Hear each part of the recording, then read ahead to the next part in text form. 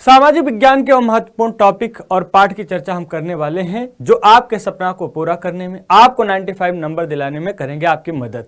जहां से आपके प्रश्न चाहे एमसीक्यू के हों, चाहे शॉर्ट के हों, चाहे लॉन्ग के, साथ में अगर मैं बात करूं मैप के भी प्रश्न वहीं से पूछे जाते हैं, तो उन सभी पाठों का जो है हम चर्चा करने वाले हैं। Hello everyone, Doubtnut class 10th Hindi medium channel पर आपका स्वागत है। अगर आप हमारे चैनल पर नए हैं तो आप चैनल को सब्सक्राइब कर लेंगे, बेल आइकन को दबा देंगे, और आपको जो है अगर यहाँ पर क्लास में आ गए हो, क्लास अच्छा लग रहा है तो लाइक करें और अपने दोस्तों के साथ शेयर भी कर देंगे। चलो हम चर्चा करते हैं अपने उस महत्वपूर्ण टॉपिक के बारे में।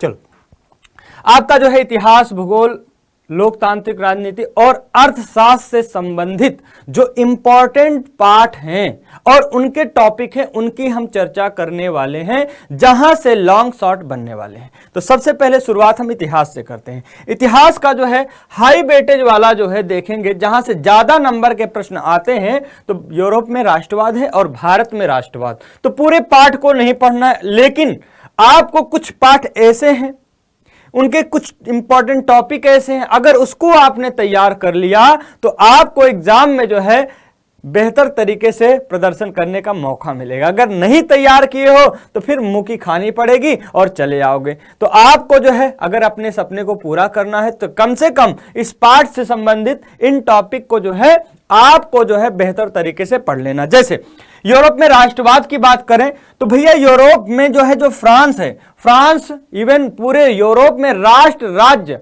बनाने के लिए जो शुरुआत फ्रांस में हुआ था, तो कौन कौन सी विधियां, कौन कौन सी चीजें, कौन कौन से प्रतीक अपनाए गए थे, जिससे हमें लगता है कि अब फ्रांस जो है राष्ट्र राज्य के रूप में विश्व पटल पर उभर रहा है। दूसरी बात है नेपोलियन बोनापार्ट की कहानी पढ़ेंगे, नेपोलियन बोनापार्ट का परिचय और उनसे संबंधित जो सिविल संहिता थी उसमें कौन कौन से प्रावधान किए गए थे, जो फ्रांस की जनता के साथ साथ जो है पूरे यूरोप में जो है तहलका मचाया हुआ था। यानी उनके प्रशासनिक सुधार की चर्चा करेंगे। फिर हम देखेंगे कि नेपोलियन की हार कब हुई और नेपोलियन यानी फ्रांस और जो है अन्य जो प्रांत देश थे, उन प्रांत देशों के साथ, चाहे जो है आप देखोगे प्रसिया था, रसिया था, है ना, ऑस्ट्रिया था, ब्रिटेन था, उनके साथ जो संधि होती है उसकी चर्चा हम करेंगे, यानी वियना संधि के बारे में चर्चा करेंगे। और आपको पढ़ लेना है जर्मनी का और इटली का जो है एकीकरण। बस इतना टॉपिक आपको तैयार करके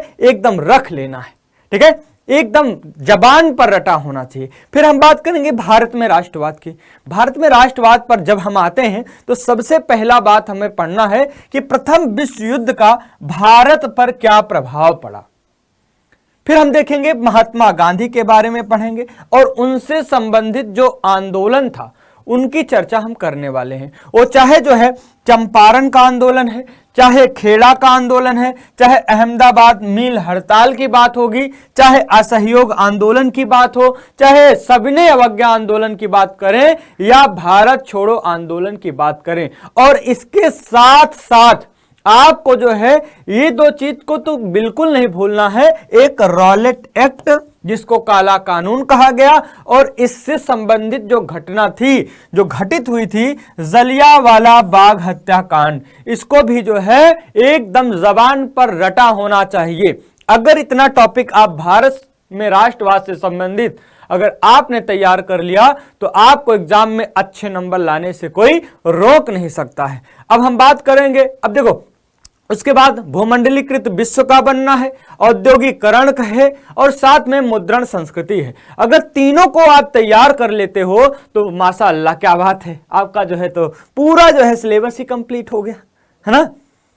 तो भूमंडलीकृत विश्व का बनने में आपको रिंडर पेस्ट, यहां पर देख लेते हैं क्या रिंडर पेस्ट के बारे में, रिंडर पेस्ट और साथ में जो है आपको कॉर्न लॉ, है ना।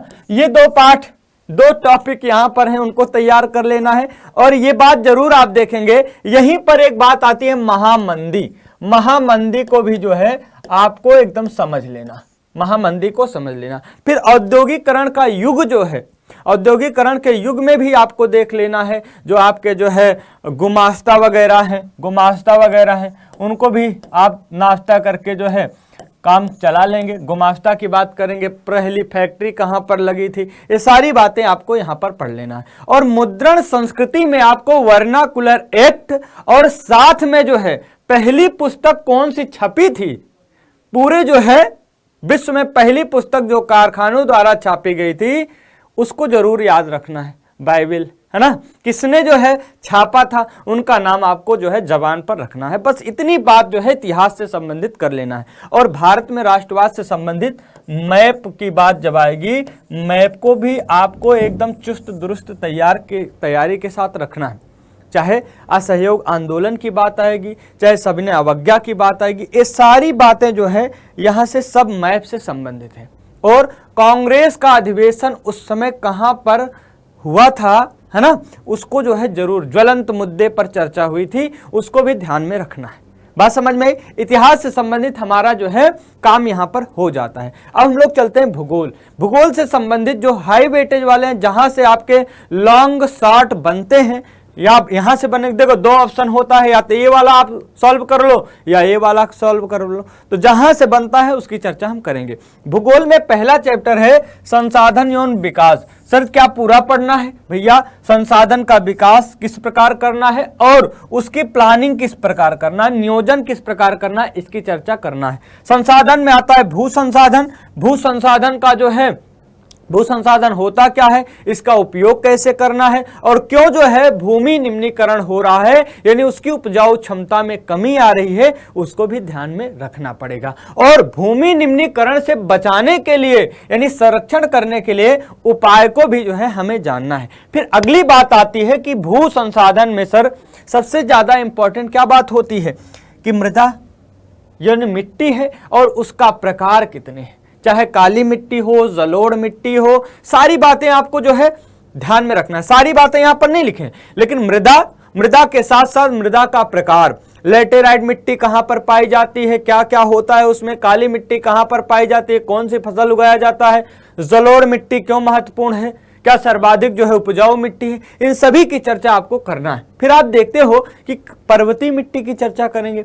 पर्वतीय मिट्टी में आपको मृदा अपरदन नजर आता है, तो मृदा अपरदन को पढ़ेंगे और उसके संरक्षण के उपाय, ठीक है, इसकी चर्चा हम लोग यहां पर करने वाले हैं। दूसरा पाठ आपका आता है वन एवं वन्य जीव संसाधन। बहुत ही छोटा पाठ है, लेकिन इससे संबंधित जो प्रश्न पूछे जाते हैं, कभी कभी जो है भारत में वनस्पति जात और प्राणी जात से संबंधित एमसीक्यू पूछा जाता है, और उसका वितरण किस प्रकार है, संरक्षण किस प्रकार करना है, और संरक्षण में जो है आपको एक बात आएगी प्रोजेक्ट टाइगर। क्या? प्रोजेक्ट टाइगर की चर्चा यहां पर किया जाता है, ठीक है। प्रोजेक्ट टाइगर की शुरुआत जो है कब हुआ था, और प्रोजेक्ट टाइगर के तहत कहां पर जो है वन्य जीव संरक्षण अभ्यारण्य कहां पर है, उसकी बात जो है आपको बताना पड़ेगा ना, प्रोजेक्ट टाइगर के तहत, ठीक है। क्योंकि वन एवं वन्य जीव संसाधन अधिनियम जो आया था 1972 में आया था, जिसके तहत 1973 में प्रोजेक्ट टाइगर की शुरुआत हुई थी, ठीक है, उसकी चर्चा करना है। फिर बात आती है जल संसाधन की। जल संसाधन में आप देखते हो जल का अभाव है, तो उसका संरक्षण किस प्रकार किया जाए और साथ में उसका प्रबंधन किस प्रकार किया जाए, इसकी चर्चा जो है आपको करना है। क्योंकि यहां से प्रश्न आपको लघु में पूछा जाता है। कई सारे प्रश्न हमने देखा था, कई सारे पेपर में हमने देखा था, रिसर्च किए, तो वहां पर जल दुर्लभता और संरक्षण तथा प्रबंधन की बात हुई है, उसको जो है ध्यान में रखना है। जल का अभाव क्यों है, ठीक है, उसका संरक्षण किस प्रकार किया जाए अगर अभाव है तो, और उसका प्रबंधन मैनेजमेंट किस प्रकार किया जाए। और यहां पर बड़ी अच्छी बात यह आती है कि बहुउद्देशीय नदी घाटी परियोजना की चर्चा करेंगे। यहां पर चाहे भाखड़ा नांगल बांध हो, चाहे हीरा कुंड बांध हो, ऐसे बहुत सारे बहुउद्देशीय परियोजनाओं के जो है आपको पढ़ना है। फिर देखेंगे जल संसाधन के प्रबंधन, जल संसाधन के प्रबंधन तो करना है, और साथ में जो वर्षा का जल है उसका संग्रहण किस प्रकार किया जाता है, उसकी चर्चा हमें ना, उसको जो है ध्यान से पढ़ लेना है। फिर बात आती है कृषि की। किसकी बात आएगी? कृषि की बात है। कृषि के प्रकार कितने हैं, ठीक है, इसके जो है प्रारूप कैसे हैं, साथ में जो है यहां पर कर्तन दहन, देखो यहां से प्रश्न मॉडल पेपर में आया था, मॉडल पेपर में पूछा गया था कि कृषि के प्रकार कितने हैं। कुछ आजीविका के लिए था, कुछ जो है गहन कृषि था और कुछ वाणिज्यिक कृषि था, तो आपको ये देखना है। साथ में जो है हमारे पास सीजन कितने हैं, रबी की फसल, क्या रबी की फसल, जायद की फसल, खरीफ की फसल, इसकी चर्चा करना है। रबी की फसल का बुआई कब होता है, कटाई कब होता है, खरीफ की बुआई कब होता है, कटाई कब होता है, और साथ में इनमें कौन कौन सी फसलें आती हैं, इसकी भी चर्चा करना है। और भारत की मुख्य फसलों की चर्चा करनी है। लॉन्ग में कभी कभी पूछ लिया जाता है कि चावल की खेती के बारे में विस्तार से बताओ, गेहूं की खेती के बारे में बताओ, गन्ना की खेती के बारे में बताओ, और कुछ में आपको प्रश्न आएंगे जूट, कॉफी और दालों के बारे में जो है आपसे पूछा जाएगा। और इन कृषिगत सुधार के लिए, अधिक उत्पादन के लिए हमारी सरकार द्वारा कौन कौन से संस्थागत सुधार हुए हैं और कौन कौन से टेक्नोलॉजी आई है उसकी भी चर्चा आपको करना पड़ेगा। अगर इतना सारी बातें जो है आप तैयार कर लेते हैं, चाहे कृषि, जल संसाधन, वन और वन्य जीव संसाधन और संसाधन एवं विकास से, तो आपको 10 नंबर लेने से कोई रोक नहीं सकता है। कितने में से? 15 में से ना, 15 में से 10 नंबर यहां पर आपको मिल जाएंगे, 10 अंक मिल जाएंगे। केवल जो है इतना आप तैयार कर लोगे, ठीक है, केवल इतना तैयार कर लोगे, बस 4 टॉपिक तैयार कर लोगे। अगली बात आती है लोकतांत्रिक राजनीति की। लोकतांत्रिक राजनीति में भी अगर मैं बात करूं यूपी बोर्ड में तो 15 अंक का आता है, ठीक है। तो सबसे पहला काम क्या, सत्ता की साझेदारी में क्या क्या पढ़ना है, तो सत्ता की साझेदारी क्यों जरूरी है, इसका अर्थ क्या होता है, इसके साथ साथ 2 देश की घटनाओं की चर्चा हमें एकदम जो है मन मस्तिष्क जबान पर आ जाना चाहिए कि बेल्जियम में क्या कारण था, किस प्रकार सत्ता की साझेदारी हुई थी, और क्या कारण था कि श्रीलंका में नहीं हुई थी। दोनों के प्रशासनिक व्यवस्था में हम लोग जो है थोड़ा सा ध्यान देंगे कि कौन अल्पसंख्यक हैं, कौन बहुसंख्यक हैं, और कौन कौन सी घटनाएं होंगी, संविधान संशोधन कहां पर हुआ था, कहां पर नहीं हुआ था, उसकी चर्चा हम लोग करेंगे। फिर सत्ता की साझेदारी का रूप क्या है, यहां से पूछा जाता है सत्ता की साझेदारी का जो है 2 रूप बताओ, है ना, 2 कारण बताओ। तो एक समझदारी भरा हुआ, एक नैतिकता का कारण है, ठीक है। वहां से आप आगे हट जाओगे, बस इतना ज्यादा नहीं पढ़ना है, इतना पढ़ोगे पूरा पाठ आपका कंप्लीट हो जाएगा। अब आते हैं दूसरे पाठ पे, संघवाद है। तो संघवाद में जब आते हैं मेरे भाई, तो यहां पर संघवाद आपको पढ़ना है, संघवाद क्या है और इसकी विशेषताएं क्या है ना। दोस्त इतनी बात आपको ध्यान में रखना है संघवाद से संबंधित कि संघवाद क्या है, एक प्रशासनिक विधियां हैं, ठीक है, और जो है इसकी विशेषताएं क्या है, एकात्मक व्यवस्था क्या है, संघात्मक व्यवस्था क्या है, उन सभी की चर्चा आपको कर लेना। और साथ में क्या भारत में संघीय व्यवस्था देखने को मिलता है, ठीक है, भारत में संघीय व्यवस्था की चर्चा करेंगे। और यहां पर राज्य और संघ के बीच में जो संबंध है, उन संबंधों की चर्चा जो है जरूर आपको पढ़ लेना है। किस तरीके का संबंध है, संबंध किस प्रकार से, किस तरीके से जो है एग्रीमेंट है। और साथ में यहां पर आपको 3 चीजें जरूर पढ़ना है कि यहां पर जो संघ सूची है, संघ सूची में कौन कौन से विषय हैं, इस पर कानून बनाने की किसकी जिम्मेदारी है, राज्य सूची के कौन से विषय हैं, उस पर कौन कानून बना सकता है, और साथ में समवर्ती सूची में कौन कौन से विषय हैं, इस पर जो है कानून कौन बना सकता है। और साथ में अगर जो है यहां से प्रश्न आएगा समवर्ती सूची में कि अगर जो है दोनों के बीच में कन्फ्लिक्ट होता है तो किसका बनाया कानून मान्य होगा, इस बात को यहां पर पढ़ना है। फिर हम देखेंगे कि सत्ता का जो है विकेंद्रीकरण हो गया, क्या विकेंद्रीकरण हो गया, यानी भारत में जो है विकेंद्रीकरण की चर्चा हम लोग करेंगे। यहां से लॉन्ग में प्रश्न आएगा, भारत में विकेंद्रीकरण की विवेचना करो। तो आप देखोगे कि हमारे यहां देखने को मिलता है पूरे विश्व में, अगर हम संघात्मक फेडरल सिस्टम की बात करेंगे, एक तरह की पूरे देश के लिए केंद्र सरकार है, दूसरे क्षेत्र के लिए राज्य सरकार है, और तीसरे स्तर की सरकार हमारे यहाँ क्षेत्रीय स्तर पर देखने को मिलता है जो पंचायती राज के तहत आता है। बस इतनी बात आपको संघवाद में पढ़ना है। फिर हम चलते हैं तीसरे वाले अपने पाठ पर, तीसरे वाले पाठ पर चलते हैं।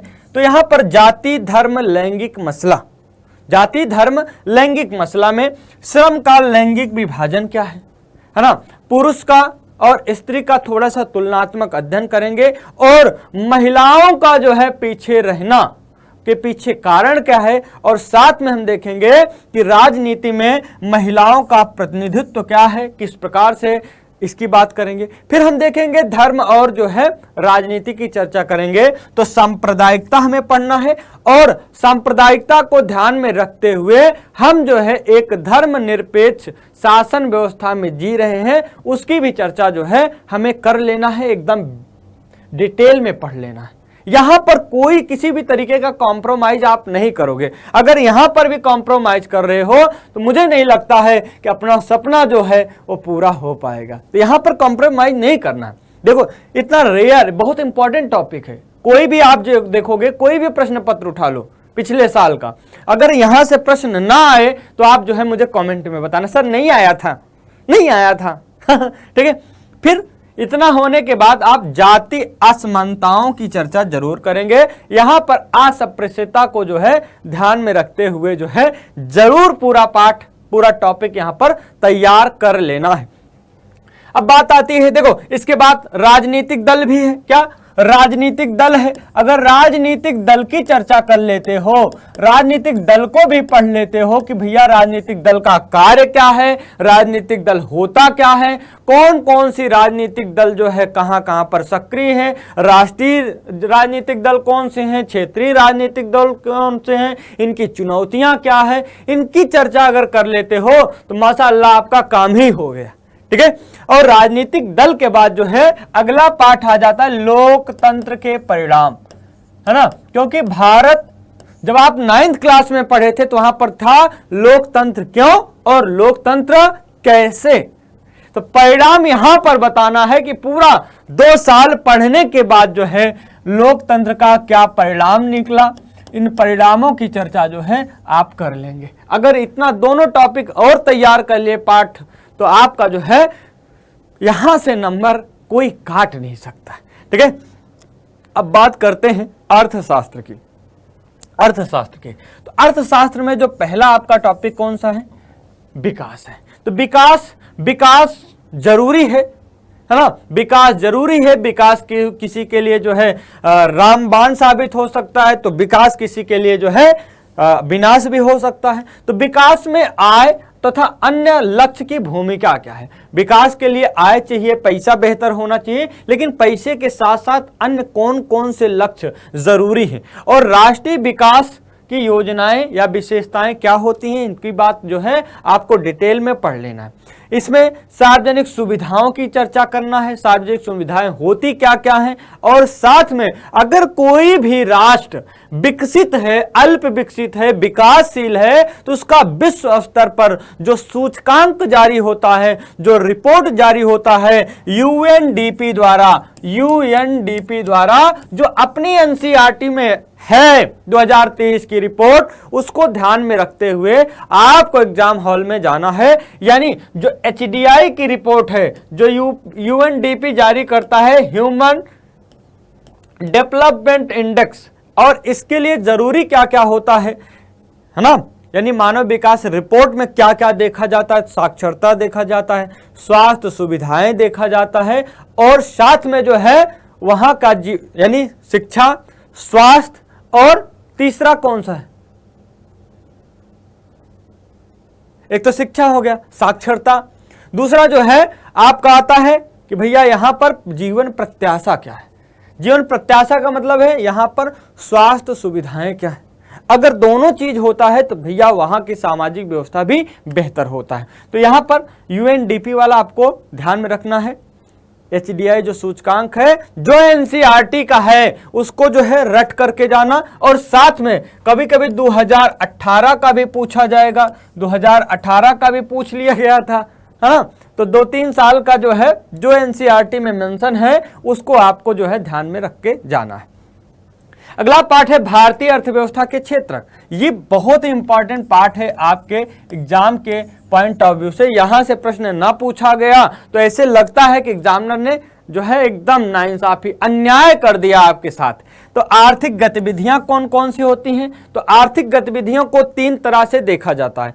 एक, आर्थिक गतिविधियों के प्रकृति के आधार पर हम देखते हैं 3 तरह की आर्थिक गतिविधियां हैं, प्राथमिक, द्वितीयक एंड तृतीयक। इसको डिटेल में पढ़ना है। दूसरा, रोजगार की स्थिति के आधार पर, रोजगार की स्थिति के आधार पर देखते हैं तो एक संगठित है, एक असंगठित है। संगठित जो है किस क्षेत्र में आता है, उसमें कौन कौन सी सुविधाएं हैं, उनको जो है ध्यान में रखेंगे। और असंगठित क्षेत्र की चुनौतियां क्या क्या हैं और उसमें जो है बदलाव करने की क्या बात होनी चाहिए, उसको भी जो है बेहतर तरीके से पढ़ोगे। और तीसरा क्या है कि स्वामित्व के आधार पर, मालिकाना हक के आधार पर जो है 2 तरीके के जो है आर्थिक गतिविधियां हैं। पहला एक निजी है, एक सामुदायिक है। इसको भी आपको ध्यान में पढ़ना है। और अपना जो है कौन सा है, मुद्रा एंड साख।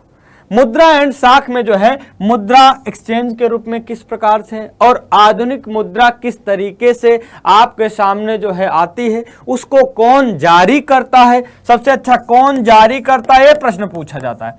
कौन जारी करता है, कौन जारी करता है, तो आपका है आरबीआई। इसको ध्यान में रख देना। स्थापना क्या है, मुख्यालय क्या है, इसको जो है आपको पढ़ना है। आज हम पढ़ा नहीं रहे हैं, आज हम पढ़ा नहीं रहे कि आपको यही पढ़ के जाना है। ऐसे हम केवल टॉपिक आपको बता रहा हैं कि क्योंकि यहां से प्रश्न आते हैं, तो आप अगर जो है इसको पढ़ के नहीं जाओगे तो अपने प्रति आप जो है इंसाफ नहीं कर रहे हो। तो अगर इंसाफ करना है तो आपको पढ़ना है, नहीं तो एग्जाम हाल में साफ ही हो जाएगा काम। ठीक है।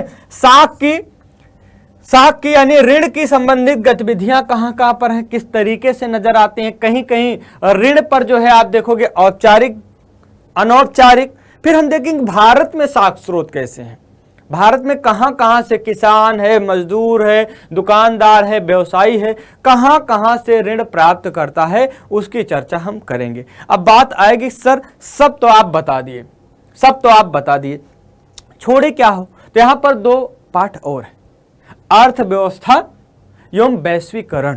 ठीक है, उसको आप अगर पढ़ लेते हो तो आपका काम हो जाएगा। और उपभोक्ता का अधिकार, उपभोक्ता का अधिकार जो है यहां से प्रश्न बिल्कुल आने वाले हैं।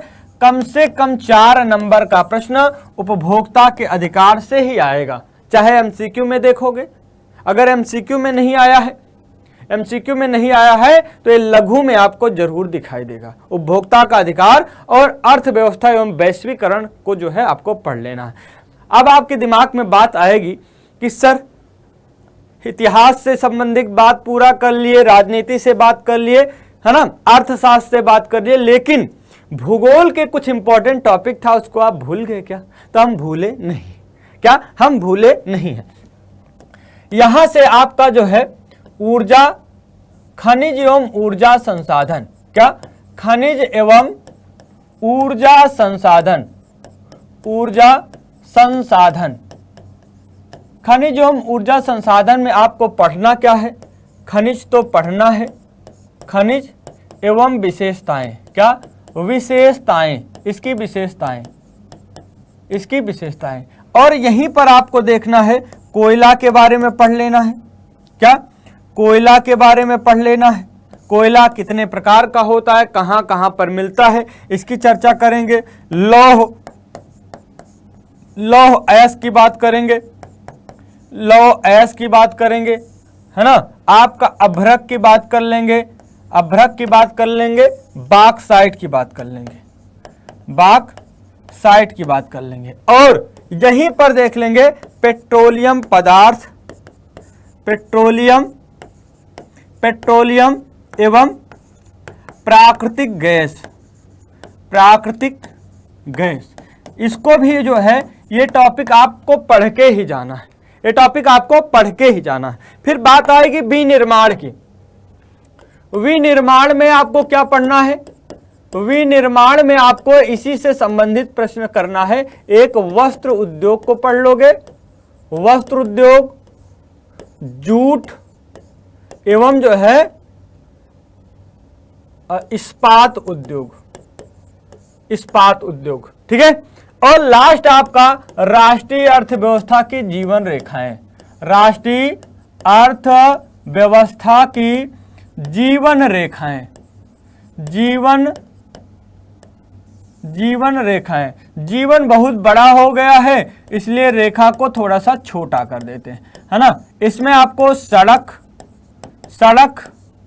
रेल,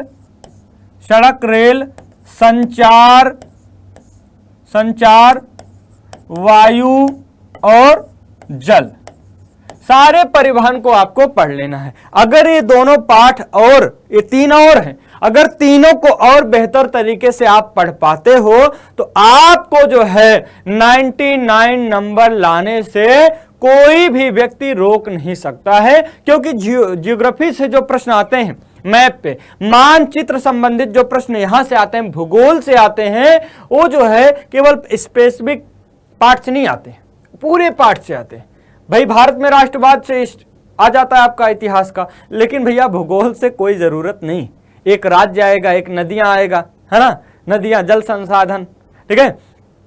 बहुउद्देशीय परियोजना की बात आ सकती है, परमाणु संयंत्र की बात आ सकती है, पेट्रोलियम कहां पर ज्यादा उत्पादन होता है, गेहूं का उत्पादन कहां पर होता है, इन सारी चर्चा जो है आपको करना है, ठीक है। तो ये सारे टॉपिक अगर आप तैयार कर लेते हो तो आपको जो है आपके लक्ष्य, आपके सपने को पूरा करने में कोई भी बाधा नहीं आ सकती है। तो आपको ये क्लास कैसा लगा? अगर आप चैनल पर नए हैं तो आप Doubtnut class 10 Hindi medium channel को सब्सक्राइब कर लेंगे, बेल आइकन को दबा देंगे और जाते जाते क्लास को लाइक करेंगे और अपने 10 से 20 दोस्तों के साथ जो है इसको शेयर करेंगे। तो चलो भाई आज की क्लास को यहीं पे करते हैं समाप्त, मिलते हैं अगली क्लास में। Thank you and all the best.